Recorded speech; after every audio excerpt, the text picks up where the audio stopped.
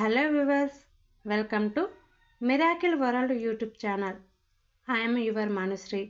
సింహం ఎలుగుబంటి నక్క. ఒక అడవిలో సింహం ఎలుగుబంటి ఉండేవి. ఒకరోజు మిట్టమధ్యాహ్నం రెండింటికి ఆకలివేసింది. ఆహారం కోసం బయలుదేరి రెండూ ఎదురెదురు దిశలలో వస్తున్నాయి. రెంటికి మధ్యన చచ్చిపడిన జింక ఒకటి కనిపించింది.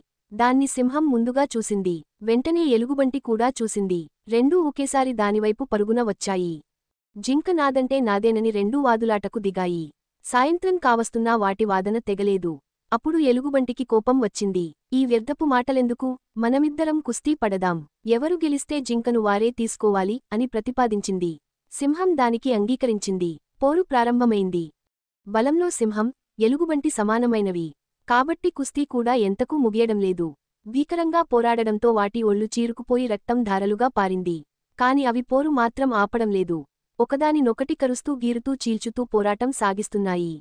చీకటి పడుతుండడంతో కొంతసేపటికి అవి పోరాటం ఆపివేశాయి. తర్వాత చూసుకుంటే ఒళ్లంతా రక్తపు ధారలు కనిపించాయి. బాగా పోరాడి అలసిపోయి ఉండడంతో కొద్దిసేపటికి అవి అలా కూలబడిపోయాయి. అప్పుడు అక్కడికి ఒక పొట్టినక్క వచ్చింది. సింహం, ఎలుగుబంటి లేవలేని స్థితిలో ఉన్నాయని గ్రహించి జింకమాంసం తినిపోయింది. బాగా అలసిపోయిన సింహం, ఎలుగుబంటి దాన్ని ఏమీ చేయలేక చూస్తూ కూర్చున్నాయి. నీతి, అర్థంలేని పట్టుదల అనర్థదాయకం. For more videos, please like, share and subscribe to my channel and press the bell icon.